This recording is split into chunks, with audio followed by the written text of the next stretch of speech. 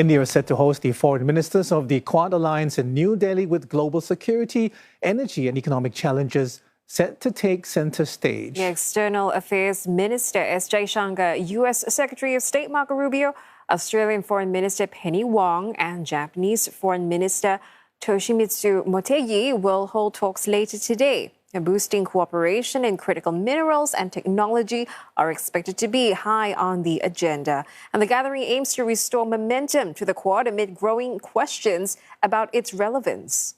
The meeting coincides with Marco Rubio's first official visit to India. He's described the Quad as an important strategic partnership for maintaining economic and political security in the Indo-Pacific. Analysts have said this round of talks in New Delhi could pave the way for a long-delayed Quad Leaders Summit, which was postponed last year due to trade tensions between the U.S. and India. For more on the Quad meeting, let's speak with Klaus Larres. He's a distinguished professor of history and international affairs at the University of North Carolina on Chapel Hill. He's also global fellow at the WAWA Initiative for Strategic Competition in Washington, D.C. Professor, thank you for your time today. So just, help us understand here. The Quad was revived in 2017 by the U.S., largely to deal or to counter China. Following Donald Trump's meeting with Xi last month, he seems to have kind of shifted his view on China, increasingly framing Beijing as more of an economic competitor versus, a direct adversary. So would you say then that the Quad's long-term purpose has shifted and maybe in a way reduced the urgency of the Quad? Well, we don't know. It is a bit of a miracle that the Quad is being reconvened tomorrow again, though at the foreign ministers level rather than at the leaders level. As your report said, last year the leaders level was postponed. There's meant to be a leaders level, meaning presidential level later on this year. But whether that will really happen is very doubtful. But still, at the foreign ministers level, of course, a lot of things can be discussed, a lot of things can be achieved. But the Quad is in a challenging situation. A number of countries, a number of analysts have questioned whether the Quad is really still necessary, and above all, whether President Trump is still committed to having something like the Quad. And we all know about President Trump's volatility in international politics. He changes his mind frequently, and there is now a new research with China, which the latest Trump-Xi visit and summit demonstrated. Whether Trump feels that the Quad is still relevant for the future of American foreign policy needs to be seen. If that leaders summit towards the end of the year will happen, then of course the Quad will have renewed relevance. But that at the moment is still an open question. So, Professor, some actually believe, what happens ahead all depends on the US-India relationship, which some see as the weakest link now in the Quad because of tariffs, because of other issues like Pakistan and Kashmir. So, China is one thing, but I'm also wondering, for India to buy in, to the alliance again, what would be its key demands of the United States? Well, that Secretary of State Rubio is actually embarking on a 2 or 3 day visit to India, and that the Quad meeting is part of that meeting. That shows the American interest in amending links with India.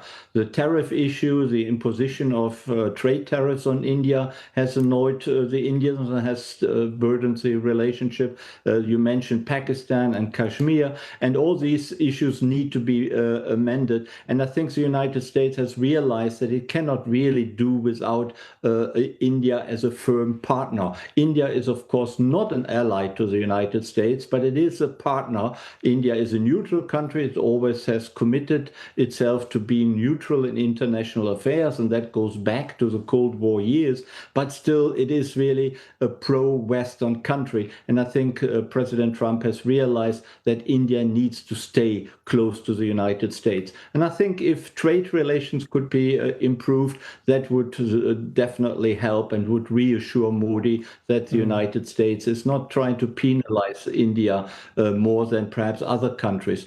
Regarding Pakistan, this is of course India's arch enemy, but Pakistan is playing a very prominent role now in the negotiations to obtain a peace deal in the Iran crisis and in the opening of the Straits of Hormuz. So the United States will remain close to Pakistan because Trump, as we all know, needs an end to the Iran war. He needs to have an opening of the Strait of Hormuz for largely domestic reasons. Yeah, and Professor, I mean, there are questions over the grouping's long-term role and relevance, in this region.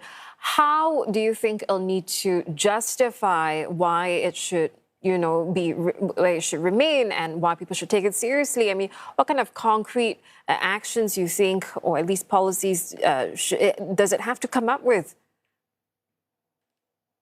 Yeah, this is a big question. Officially, the Quad is not a security alliance. It's not a security partnership, but especially in the security field, there has been a lot of cooperation. In the past, there have been attempts to cooperate in vaccine development, in cancer development, in other public goods like agriculture and climate change.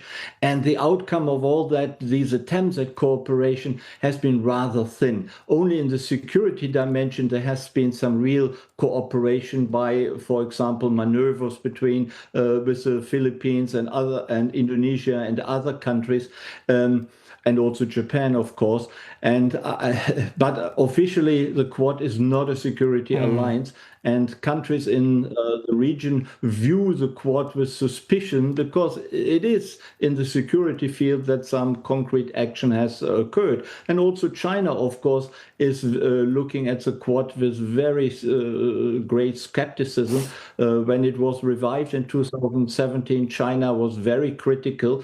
And while in all communications, in all statements by the Quad, China is never really mentioned by name, it is clear that the Quad is really directed against China and is in favor of the stability of the Indo-Pacific, which means China needs to be pacified. Which leads me, to the next question, Professor Larres. What exactly do the other two Quad members want? We of course have Australia, we have Japan. You mentioned that the if you like, the progress has been mostly in security, but I can't imagine that that's what they want, right? I imagine both Canberra as well as Tokyo want more from this rather than just the security umbrella that it's providing or supposed to provide, if you like. Well, at the most basic level, the Quad is really a show that the United States is still engaged in the security, the stability of the Indo-Pacific. And I think both Japan and Australia and also India appreciate that and want to see a sign that the United States remains committed to appeasing and containing China, if you like, and is providing security and cooperation to the other three Quad members regarding China. And I think that is the most important result for the other countries of the Quad, that they want to meet to have a demonstration of American commitment to their own security and cooperation and the containment of China. And that is, of course, also the reason why China itself is highly critical of the Quad. All right, Professor, we leave it there. We'll have to see what happens at the meeting. We were speaking to Klaus Larres, Distinguished Professor of History and International Affairs at the University of North Carolina, Chapel Hill.